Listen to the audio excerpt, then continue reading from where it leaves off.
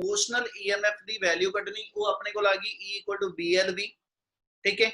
और जे मैं induce current कटा तो मेरे को वैल्यू इन्नी आ जाएगी। और R मेरे इस सर्किट की टोटल रेजिस्टेंस बननी है, पूरा जो कंप्लीट क्लोज सर्किट आ ओदी रेजिस्टेंस ਨੂੰ ਅਸੀਂ R डिफाइन किया, ठीक है।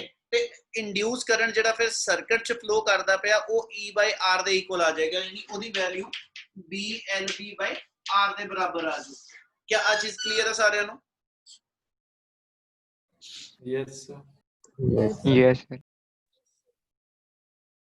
अभिनव किधर ਨੂੰ ਕਹਿ ਰਹੇ ਆ फोर्स लग रही पुੱਤ? फोर्स ऊपर नहीं लग रही, बिल्कुल ऊपर ਨੂੰ लग रही आ। ਆਪਾਂ फ्लो इलैक्ट्रॉन ਦਾ ਦਿਖਾਇਆ ਵਾ, इसलिए ਅਸੀਂ ਉਹਨੂੰ ਥੱਲੇ ਨੂੰ ਦਿਖਾਣੇ ਪਏ ਆ ਜਿਹੜਾ ਪੋਜ਼ਿਟਿਵ, ਕਿਉਂਕਿ ਆ ਫਿੰਗਰ ਜਿਹੜੀ ਆ ਇਹ ਪੋਜ਼ਿਟਿਵ ਚਾਰਜ ਨੂੰ ਸ਼ੋ ਕਰਦੀ ਆ। ਆਪਾਂ ਇਲੈਕਟ੍ਰੋਨ ਦਾ ਫਲੋ ਦਿਖਾਇਆ ਹੋਇਆ ਵਾ। ਇਲੈਕਟ੍ਰੋਨ ਇਹਦਾ ਮਤਲਬ ਜੇ ਫੋਰਸ ਉੱਪਰ ਨੂੰ ਲੱਗੀ ਆ ਤੇ ਮੋਸ਼ਨ ਆਫ ਪੋਜ਼ਿਟਿਵ ਚਾਰਜ ਉੱਪਰ ਨੂੰ ਆ, ਪਰ ਕਿਉਂਕਿ ਅਸੀਂ ਮੇਨ ਫਲੋ ਇਲੈਕਟ੍ਰੋਨ ਦਾ ਦਿਖਾਣੇ ਆ ਇਸ ਲਈ ਅਸੀਂ ਉਹਨੂੰ ਇਲੈਕਟ੍ਰੋਨ ਦੇ ਫਲੋ ਨੂੰ ਡਾਊਨਵਰਡ ਸ਼ੋ ਆਫ ਕੀਤਾ ਹੋਇਆ। ਕਲੀਅਰ ਆ? Okay sir. चलो ਇਹਦੇ ਨਾਲ ਹੀ ਟੌਪਿਕ ਜਿਹੜਾ ਵਾ, ਠੀਕ ਹੈ ਜੀ, ਇਹਦਾ ਇੱਕ ਪਾਰਟ ਹੋਰ ਆਏਗਾ, ਠੀਕ ਹੈ, ਨੂਮੈਰੀਕਲ ਵਾਸਤੇ ਇੰਪੋਰਟੈਂਟ ਹੋਏਗਾ ਫਾਰਮੂਲਾ ਜਿਹੜਾ ਬਣਨਾ ਮੋਸ਼ਨਲ ਈਐਮਐਫ ਦੇ ਅੰਡਰ ਹੀ ਕਵਰ ਕਰਾਂਗੇ।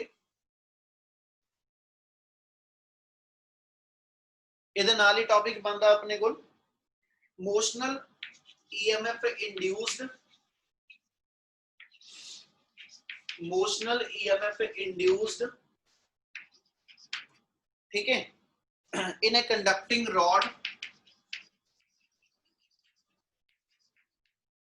in a conducting rod, ठीक है, rotated in uniform magnetic field।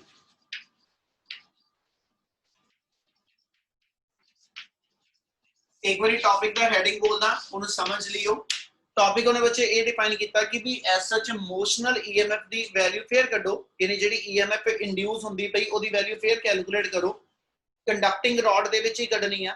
हुण कंडक्टिंग रॉड मेरे को लीनियर मोशन च नहीं हैगी, वो कहना जी कंडक्टिंग रॉड मेरी मैग्नेटिक फील्ड दे एरिया च रोटेट करदी है। मैं एक एग्जांपल इदा दे रहा, मान लो इस मोमेंट से जिवें आ मान के चला कि भी आ बोर्ड के उत्ते मैग्नेटिक फील्ड अप्लाइड आ परपेंडिकुलर एंड इनवर्ड, इत्थे नॉर्थ पोल बैक ते साउथ पोल ते आ सारे रीजन च मैग्नेटिक फील्ड आ। इहदे अंदर मैं आ एक कंडक्टिंग रॉड लैके गया क्योंकि इधर नॉर्थ आ इधर साउथ आ पिछे ते आ सारे एरिया च मैग्नेटिक फील्ड आ। ते जदों मैं इहदे अंदर एक रॉड लैके गया, इस रॉड दा आ एंड जिहड़ा वा है ना, रिफल वाला एंड जिहड़ा वा आ टिप वाला एंड मैं इत्थे होल्ड कर लिया ते आ रॉड नु मैं मैग्नेटिक फील्ड दे अंडर रोटेट करदा पिया। आ थर्ड एंड फिक्स आ पॉइंट मेरा मूव नहीं कर रहा, अपर एंड तो मैं इनु ऐसा चेता रोटेट कराना पिया। ते जे ये रॉड मैग्नेटिक फील्ड दे अंडर रोटेट कर दिया ते उन्हें कहा जी कैलकुलेट करो कि मेरे को जेडी मोशनल ईएमएफ होएगी ओदी कितनी वैल्यू आएगी। क्या टॉपिक समझ लग गया कि दसदा पिया? Yes sir. सो इनू ਆਪਾਂ ਐਸਐਚ ਫਿਰ ਇਸੇ ਬਿਨਾ ਦਿਖਾ ਰਹੇ ਇੱਕ ਰੀਜਨ ਦੇ ਅੰਦਰ ਤੁਸੀਂ ਐਸਐਚ ਪਰਪੈਂਡੀਕੂਲਰ ਤੇ ਯੂਨੀਫਾਰਮ ਮੈਗਨੈਟਿਕ ਫੀਲਡ ਅਪਲਾਈ ਕਰ ਦੋ। ਪਰਪੈਂਡੀਕੂਲਰ ਤੇ ਯੂਨੀਫਾਰਮ ਮੈਗਨੈਟਿਕ ਫੀਲਡ ਅਪਲਾਈਡ ਆ, ਇਹਦੇ ਅੰਦਰ ਮੇਰੇ ਕੋਲ ਇੱਕ ਰॉड ਜਿਹੜੀ ਆ ਉਹ ਰੋਟੇਟ ਕਰਦੀ ਪਈ ਆ, ਯਾਨੀ ਇਸ ਰੀਜਨ ਦੇ ਅੰਦਰ ਮੇਰੇ ਕੋਲ ਰॉड ਰੋਟੇਟ ਕਰਦੀ ਪਈ ਔਰ ਇਸ ਸਾਰੇ ਰੀਜਨ ਚ ਅਸੀਂ ਮੈਗਨੈਟਿਕ ਫੀਲਡ ਅਪਲਾਈ ਕੀਤਾ ਹੋਇਆ। ਤੇ ਜਦੋਂ ਰॉड ਨੇ ਰੋਟੇਟ ਕਰਨਾ, ਠੀਕ ਹੈ, ਜਦੋਂ ਰॉड ਨੇ ਰੋਟੇਟ ਕਰਨਾ किसी भी मूवमेंट ते जे आ लईए कि आ ओदी इनिशियल पोजीशन ए सी ते रॉड ए तो रोटेट करके जदों बी ते पहुंची ते इन्हें इस पोजीशन ते small angle theta build up कीता। इन्नी गल समझ लगी? आ मेरी रॉड होगी, मैं फिर रिपीट कर रहा एक बार दोबारा समझ लो। आ मेरी रॉड होगी, इहदी लेंथ असी L मान लई, L लेंथ दी रॉड आ, ये मैग्नेटिक फील्ड दे विच पई आ ते अपनी पोजीशन तो रोटेट करके इदा जदों दूजी पोजीशन वाल जांदी पई इस वे ना ये रोटेट करदी पई मैग्नेटिक फील्ड दे अंदर, ठीक है। और इहदे रोटेट करन दी एंगुलर वेलोसिटी ओमेगा वा ते मैग्नेटिक फील्ड दे अंदर जदों इहने एसएच ए तो बी पॉइंट ते शिफ्टिंग कीती ते इहने इथे स्मॉल एंगल कहंदा जी फॉर्म कीता। ਅਸੀਂ ਇੱਥੇ ਪ੍ਰੋਪਰਟੀ ਇਹ ਲਾਣ ਲੱਗੇ ਕਿ ਜੇ ਆ ਐਸਐਚ ਮੈਂ AB ਆਰਕ ਦੀ ਵੈਲਿਊ ਲੈਣੀ ਹੋਵੇ, ਹੈ ਨਾ, ਤੇ AB arc ਨੂੰ ਆਪਾਂ ਡਿਫਾਈਨ ਕਰਦੇ ਹਾਂ ਐਂਗਲ ਦੇ ਬਿਹਾਫ ਤੇ। we know that angle is given by arc by radius ठीक है। ਤੇ ਜੇ ਮੈਂ ਇੱਥੋਂ ਡਿਫਾਈਨ ਕਰਾਂ ਤੇ AB ਦੀ ਵੈਲਿਊ ਮੇਰੇ ਕੋਲ L into θ ਆ ਜੂ। ਕਲੀਅਰ ਇਨੀ ਗੱਲ? Yes, sir. Yes, sir.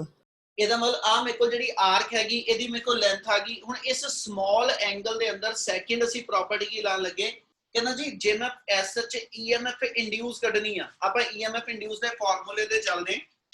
We know that EMF induced is given by minus d phi by dt, ठीक है। ਤੇ ਫਲਕਸ ਦਾ ਫਾਰਮੂਲਾ ਅੱਗੇ ਭਰ ਲਓ। ਫਲਕਸ ਦਾ ਫਾਰਮੂਲਾ ਸੀਗਾ minus d by dt of BA cos theta। Clear ਆ?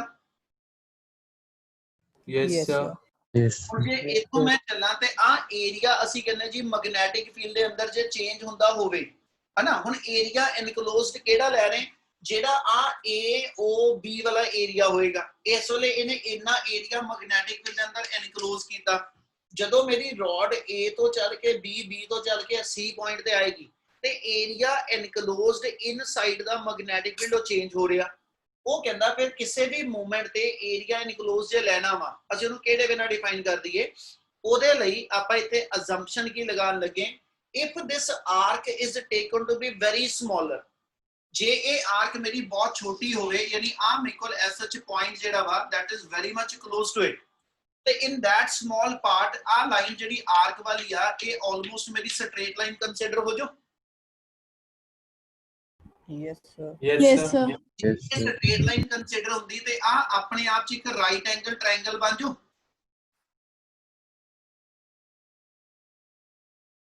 Yes, sir. Yes, sir. ਇਹ ਮੇਰੀ ਰਾਈਟ ਐਂਗਲ ਟ੍ਰਾਇੰਗਲ ਬਣ ਗਈ। Area of triangle the formula half into base into height ਆ ਜੂ। ਬੇਸ ਮੇਰਾ ਆ ਸਾਈਡ ਬਣ ਜਾਏਗੀ, ਹਾਈਟ ਮੇਰੀ ਆ AB ਆ ਜੂ, ਤੇ AB ਦੀ ਲੈਂਥ ਅਸੀਂ ਕੱਢੀ ਹੋਈ ਆ। ਇਹਦਾ ਮਤਲਬ ਜੇ ਏਰੀਆ ਇਨਕਲੋਜ਼ਡ ਬਾਈ ਦਾ ਰੋਡ ਇਨਸਾਈਡ ਦਾ ਮੈਗਨੈਟਿਕ ਫੀਲਡ ਕੱਢਾ, अब इथे आ लिख रहे पे now area enclosed by the rod, ठीक है, inside the magnetic field, area enclosed by the rod inside magnetic field is given by, ठीक है। ਤੇ ਉਸ ਪੁੱਤ ਏਰੀਆ ਨੂੰ ਡਿਫਾਈਨ ਕਰ ਲਓ, half into base into height ਲੈ ਕੇ half into OA into AB, ਇਹਦੀ ਵੈਲਿਊ ਪੁੱਟ ਅਪ ਕਰ ਲਓ ਤੇ ਆਪਣੇ ਕੋਲ देयरफॉर ਆ ਜਾਏਗਾ area equal to half into L into AB ਦੀ ਵੈਲਿਊ L ਥੀਟਾ। ਇਹ ਮਤਲਬ ਆਪਣੇ ਕੋਲ ਏਰੀਆ ਇਨਕਲੋਜ਼ਡ ਆ ਜਾਏਗਾ ਹਾਫ L ਸਕੁਅਰ ਥੀਟਾ। ਇੰਨੀ ਗੱਲ ਕਲੀਅਰ ਆ? Yes, sir. Yes, sir.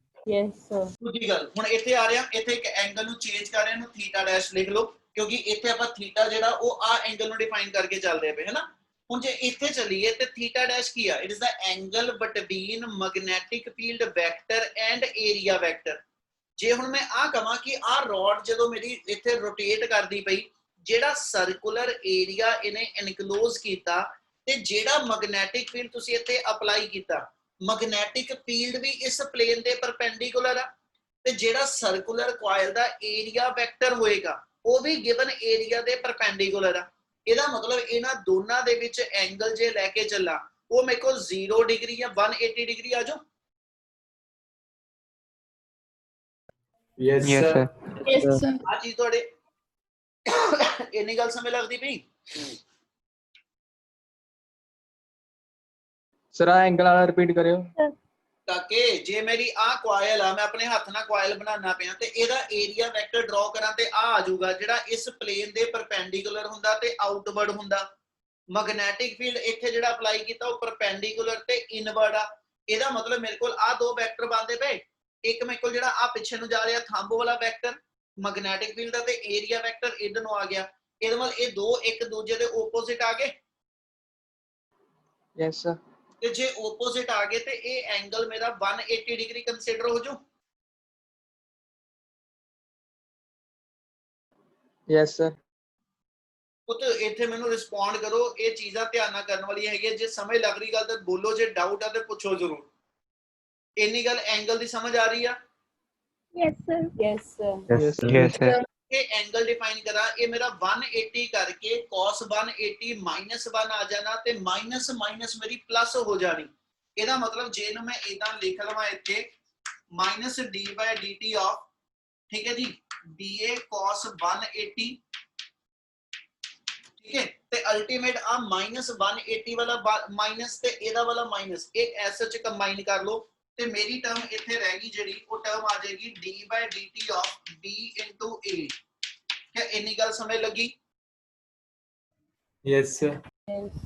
ਹੁਣ ਆ ਜਾਓ ਇੱਥੇ ਵਾਪਸ ਆਪਣਾ a ਦੀ ਵੈਲਿਊ ਭਰਨੀ ਆ ਤੇ a ਦੀ ਵੈਲਿਊ ਮੇਰੀ ਆ ਬਣ ਚੁੱਕੀ ਆ। a ਦੀ ਵੈਲਿਊ ਇੱਥੇ ਲਿਆ ਕੇ ਸਬਸਟੀਟਿਊਟ ਕਰ ਦੋ ਇਹਨੂੰ ਇਕੁਏਸ਼ਨ 1 ਕਹਿ ਕੇ, ਠੀਕ ਹੈ ਜੀ, ਪੁੱਟ ਇਨ 1 ਤੇ ਜੇ ਨੂੰ 1 ਚ ਸਬਸਟੀਟਿਊਟ ਕਰੀਏ ਤੇ देयरफॉर ਆਪਣੀ EMF induce the value d/dt of BA ਆ। B ਮੈਗਨੈਟਿਕ ਫੀਲਡ ਇਸ ਰੀਜਨ ਚ ਕਾਂਸਟੈਂਟ ਆ ਤੇ ਕਾਂਸਟੈਂਟ ਡਿਫਰੈਂਸ਼ੀਏਸ਼ਨ ਚੋਂ ਬਾਹਰ ਆ ਜਾਊ।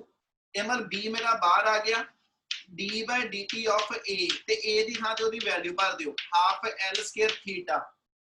ਮੈਗਨੈਟਿਕ ਫੀਲਡ ਦੇ ਅੰਦਰ ਰੋਡ ਦੀ ਲੈਂਥ ਨਹੀਂ ਚੇਂਜ ਹੋ ਰਹੀ, ਹਾਫ ਨਹੀਂ ਚੇਂਜ ਹੋ ਰਿਹਾ, ਸਿਰਫ ਐਂਗਲ ਚੇਂਜ ਹੋ ਰਿਹਾ। ਇਸ ਕਰਕੇ ਜੇ ਇਹਨੂੰ ਲਿਖ ਲਈਏ ਤੇ ਹਾਫ ਵੀ ਬਾਹਰ ਆ ਜਾਏਗਾ, b ਪਹਿਲੋਂ ਬਾਹਰ ਹੈਗਾ, L ਸਕੁਅਰ ਵੀ ਬਾਹਰ ਆ ਜਾਏਗਾ ਤੇ d/dt ਆਫ ਥੀਟਾ ਆ ਜਾਊ। ਠੀਕ ਹੈ, ਯਾਨੀ d θ/dt ਤੇ d θ/dt ਮੇਰੇ ਕੋਲ ਕੀ ਬਣ ਗਿਆ, ਹਾਊ ਮਚ ਐਂਗਲ ਕਵਰ ਪਰ ਯੂਨਿਟ ਟਾਈਮ। ਤੇ ਕਿੰਨਾ ਐਂਗਲ ਕਿੰਨੇ ਟਾਈਮ ਚ ਕਵਰ ਹੁੰਦਾ, ਇਹਨੂੰ ਅਸੀਂ ਐਂਗੂਲਰ ਵੈਲੋਸਿਟੀ ਓਮੇਗਾ ਕਹਿੰਦੇ ਆ।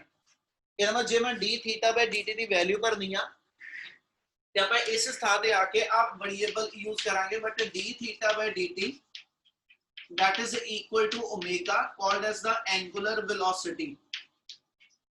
ਇਹਨੂੰ ਤੁਸੀਂ ਐਂਗੂਲਰ ਵੈਲੋਸਿਟੀ ਡਿਫਾਈਨ ਕਰ ਸਕਦੇ ਹੋ ਓਮੇਗਾ ਦੇ ਨਾਲ। ਇੱਥੇ ਉਹਦੀ ਵੈਲਿਊ ਪੁੱਟ ਅਪ ਕਰੋ ਤੇ देयरफॉर EMF इंड्यूस्ड ਦਾ ਫਾਰਮੂਲਾ ਬਣ ਜਾਏਗਾ ਹਾਫ BL ਸਕੁਅਰ ਓਮੇਗਾ। क्या ਆ ਫਾਰਮੂਲਾ ਕਲੀਅਰ ਆ? Yes, sir. Yes, sir. ਇਹ ਨੂਮੈਰੀਕਲ ਵੇਲੇ ਧਿਆਨ ਦਿਓ, ਜਿਹਦਾ ਇੱਕ ਨੂਮੈਰੀਕਲ ਆਪਣੇ ਕੋਲੇ ਬਣੇਗਾ ਕਿ ਇੱਕ ਰੋਡ ਮੈਗਨੈਟਿਕ ਫੀਲਡ ਦੇ ਅੰਦਰ ਰੋਟੇਟ ਕਰਦੀ ਆ, ਉਹ ਕਹਿੰਦਾ ਜੀ ਇਹਦੀ EMF ਇੰਡਿਊਸ ਕਿੰਨੀ ਆ, ਉੱਥੇ ਉਹਨੇ ਇਹਦੀ ਰੋਟੇਟ ਕਰਨ ਦੀ ਸਪੀਡ ਦੱਸਦਾ ਨਹੀਂ, ਰੋਡ ਦੀ ਲੈਂਥ ਦੱਸ ਦੇਗਾ ਤੇ ਮੇਰੇ ਕੋਲ EMF ਇੰਡਿਊਸ ਇਸ ਫਾਰਮੂਲੇ ਨਾਲ ਅਸੀਂ ਉਸ ਵੇਲੇ ਕੈਲਕੂਲੇਟ ਕਰਾਂਗੇ। ਹੋ ਜੂ? Yes, sir. Yes, sir. Yes, sir. ਚਲੋ ਨੈਕਸਟ ਟੌਪਿਕ ਆਪਣਾ ਕੰਪਲੀਟ